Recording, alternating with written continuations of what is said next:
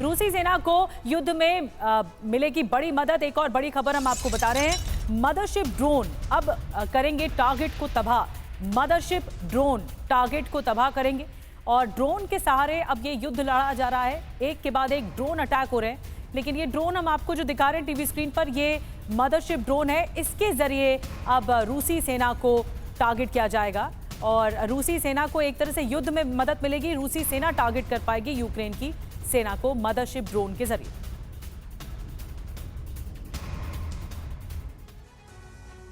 और वहीं रूसी सेना का यूक्रेनी सैनिकों पर एक और हमला हुआ है। जंगल में छिपे सैनिकों को बनाया गया है निशाना। ये देखिए तस्वीरें, थर्माइट से यूक्रेनी सैनिक जो इस जंगल में छिपे हुए थे, रात के अंधेरे में उन पर अटैक किया गया है। और जो जानकारी मिल रही है वो ये कि कई यूक्रेनी सैनिकों की मौत हुई है इस हमले में। पैदल चल रहे यूक्रेनी सैनिकों को रूस ने हमला कर मार गिराया। हमारे साथ संजय भारद्वाज जी भी मौजूद हैं इस वक्त। संजय जी, आप जिस तरह से देख रहे हैं इस युद्ध की रणनीति में, जिस तरह से जो कूटनीतिक चाल चली जा रही है, और फॉरेन एक्सपर्ट के तौर पर आप क्या बताना चाहेंगे कि इसमें किस तरह का प्रेशर अब यूक्रेन के सामने, क्योंकि यूक्रेन तो इसी मंशा के साथ आगे बढ़ रहा है कि उसको तो लॉन्ग रेंज मिसाइल्स मिल रही हैं और वो तो ज़्यादा अटैकिंग पोजीशन पर रहेगा।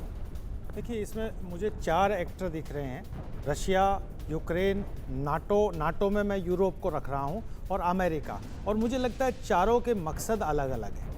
रशिया चाहता है कि जो थ्रेट है जो यूक्रेन के बॉर्डर के बियॉन्ड पोलैंड और नाटो तक सीमित हो जाए, जो कि यूक्रेन चाहता है कि नाटो का हिस्सा बन जाए और रशिया के बॉर्डर तक पहुँच जाए।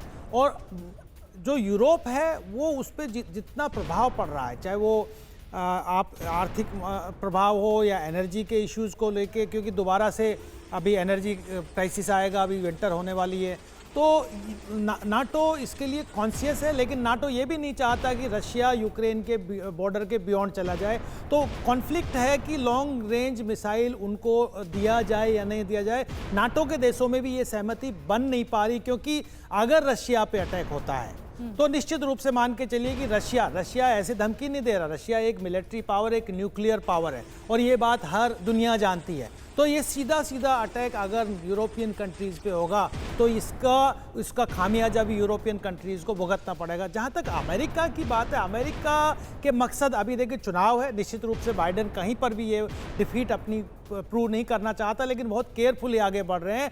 लेकिन अमेरिका ये भी चाहता है कि रशिया एक मिलिट्री पावर है, कभी भी ये एक नासूर के रूप में खड़ा हो सकता है, 1917 से पहले की स्थिति को अपनी को मजबूत कर सकता है। तो वो चाहता है कि रशिया यूक्रेन में ही एग्जॉस्ट हो जाए। तो लेकिन कहाँ तक अमेरिका इस रेशनल को प्रोवाइड कराएगा, कितना लॉन्ग रेंज मिसाइल देगा कि बिल्कुल अमेरिका और ब्रिटेन कितना आगे बढ़ते हैं, ये देखने वाली बात होगी।